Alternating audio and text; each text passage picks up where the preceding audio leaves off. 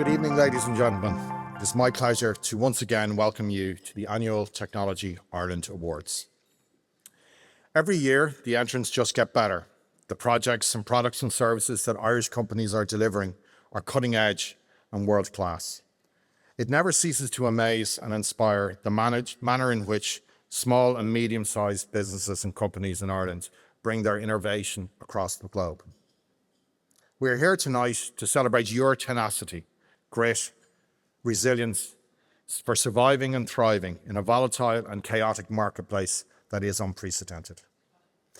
Our job in Technology Ireland is to work to make that journey a bit easier through advocating for a better future environment in which you can operate, to represent you and your views in governing bodies both here, in Europe, and beyond.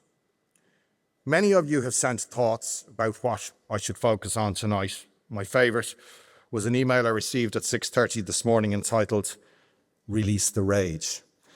I will not be releasing the rage, you'll be glad to know. I've been given the science bit by Una, so I'll try and not bore you too much. But there is an underlying frustration, and that frustration is getting stronger. Since the election, there have been many positives, and we're going to cover a lot of those tonight. But there is an overarching belief and feeling that we have forgotten in Ireland how to get things done. Much has been made of the Stripe co-founder John Collison's recent article, but the fact that it cut through to become a national conversation is evidence enough to prove that he captured the zeitgeist of the moment, reflecting a frustration with the politics of the day and the disjointed discourse between what is seen as success and the ambitions of the people. At this event in previous years, we've talked about, as an industry, how difficult it is to engage with the state. We have to deal with multiple departments, and this hasn't changed. Buckle up now, because there's a lot of them. I think we're at 8 at this stage, with multiple ministers, 5 to 6 Oireachtas committees, the DRG, that includes Comreg, the DPC, CCPC and Commission Lamán, the National Cyber Security Centre, the NCCS, 9 national public authorities, 15 competent authorities for implementing and enforcing the EU AI Act, and I could go on. And that's just our industry. Across government, the number of national strategies and plans in operation across all government departments is now in excess of 1,500. That's 1,500 strategies and plans, some of which are planning against each other, I think. And of course, within all of this, it's not a surprise we have forgotten how to get things done. As an industry, our message yet again is that we need to simplify engagement and not add further complexity. The impact of this is seen most evidently in infrastructure. If any of you are following the discussions this week outlining what it will take to build the metro, you will know it makes for sobering reading. And it is only one part of the infrastructure jigsaw. In order to transform our country, we will need to transform how we go about our business. To be fair to the government, there are clear indications that this is understood, and moves are afoot, with a cabinet source recently saying the risk appetite will have to increase, and that is something we are adamant to deliver in terms of culture shift. In the next couple of weeks, a new infrastructure plan will go to cabinet, and we welcome this. However, we believe it is imperative that pressing and urgent decisions should not be postponed just because we have the 1,501st plan arriving. Importantly, this will be underpinned by the Critical Infrastructure Bill and the Emergency Powers Bill, designed to fast-track highly strategic infrastructure projects through the planning process and giving government the power to bypass many parts of the planning projects for projects of national importance. The achievement of this will be a significant step towards reaching the ambitions that we all share. Now, I'm amazed we've gotten this far and AI has only been mentioned twice, but here we go. This is a critical moment in AI revolution. History has shown that when faced with transformative seismic step change, societal instinct is to respond with fear, with a focus on risk and disruption. We must acknowledge the watershed nature of AI as a breakthrough technology in the same realm as the Industrial Revolution. These are the words of An Taoiseach Micheál Martin, and we're very encouraged that since the election, there has been a shift in focus on this issue.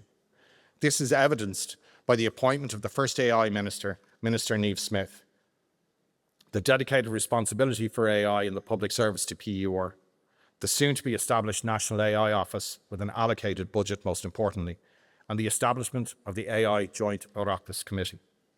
I want to welcome the Chair of that committee, Malcolm Byrne TD, and Deputy Chair James Geoghegan TD, who join us here tonight. Your presence here is indicative of the commitment you have shown to the work of the committee and to listening to all stakeholders. And your engagement with Technology Ireland since the establishment of the committee is very much appreciated. As I'm sure you have found, AI is now ubiquitous in terms of its application across society. However, I believe that the key issue that faces us is the people, talent and skills that will make up the future of this industry and the skills that all employees will have to have as quickly as possible. This is an issue we look forward to discussing with your committee in the coming months. In terms of skills, nearly 15 years ago, business in Ireland came to an understanding, a contract, if you will, with the government of the day on the urgent need to reskill our workforce on an ongoing basis, and most importantly, how that would be paid for. Business agreed to pay an extra 1% on PRSI on the understanding that there would be a dedicated fund for training and skills development, the National Training Fund. Since then, billions of euro has been paid by businesses across Ireland. In this time of urgency, the urgency of reskilling has increased tenfold. Where we once talked about digital skills, we now talk about AI skills deficit. Like digital skills before, AI is now moving from being a nice to have in terms of a skill set to being a job requirement. This shift is a pivotal moment, and nothing less than a national coordinated approach will suffice. In recent years, we have called on the government to facilitate the unlocking of the National Training Fund. What has transpired is the allocation of these funds to capital projects, including, but not exclusively, the decarbonisation of buildings. This has been done with little or no consultation with the industry. At the same time, budgets for training have been cut, whilst demand for courses provided, for example by SkillNets, in some instances are way oversubscribed. This is not an acceptable situation, and many of us view this as a breach of trust between the government and business. There is an urgent need for a coordinated national approach to skills development in the area of AI. There is a significant risk that employees, particularly of small and medium-sized businesses, will be left behind, and therefore we will not be giving up on this issue. We believe there are four key areas: the need to invest in AI training on a national coordinated basis, industry-designed AI training for existing technology workers through programs like Technology Ireland, ICT and Digital Skill Nets, in addition to the third level sector. Establish a structured employer oversight in the governance of the fund, ensuring that employer representatives have a direct decision-making role. Employers must not be treated merely as contributors. They must be recognised as key stakeholders with governance rights. Deliver full transparency in all NTF spending, including the publication of detailed and timely reports. And attracting global talent. To ensure a diverse and strong talent pool, we must create specific AI work permits and visas and add AI expertise to the critical skills list. The fact is, AI has to become a basic skill possessed by our workforce, not just a specialist or a nice to have. The successful delivery of this is critical to Ireland's future competitiveness and to the future success of small and medium-sized businesses.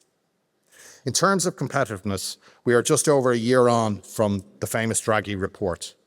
The consensus is that the EU has a lot more to do in order to achieve the objectives that will restore our competitiveness in the global marketplace. Last year at this event, we called on the government to move from a position of wait and see to being a leader in the negotiation and shaping of current and future regulations. We stated that there was a need to identify networks of support within the EU framework, working with the Commission to bring together organisations and other governments. At the beginning of the year, Ireland was one of the few leaders at European level that were advocating for a rethink of the continent's digital regulatory framework. Taoiseach Micheál Martin stated, "The time has come for us to rebalance our relationship with AI in Europe and make sure that we also enable Europe to access the full potential of AI." If we don't, we risk losing out and forfeiting the enormous gains of that AI promises. This was a reflection of Ireland's natural position as an enterprise, pro-enterprise nation. The new government had strong momentum behind it, which led to the swift preparation and publication of the Competitiveness Action Plan. A letter just last October, signed by 19 prime ministers and heads of state, shows just how far the conversation in Europe has evolved in such a short period of time, a conversation that Ireland helped start. Ireland was not one of the 19 countries that signed that letter. And whilst this does not take away from the significant amount of work that the government does every day at EU level, we need to ensure, particularly as we take over the EU presidency, that a perception of Ireland standing on the sidelines while this simplification work is driven elsewhere does not take root. And whilst we are still digesting the recent announcements from the Commission, it is imperative that Ireland must place itself in the vanguard of this work, and we believe that Ireland is ideally positioned to maintain the focus on competitiveness into our presidency year. There are many other issues we could have covered here this evening, but above all, we ask that ambition, vision and courage are to the fore so that we can achieve what we know to be possible. I want to thank the board members of Technology Ireland, who always display an unwavering belief in the possibilities that we can achieve as a country.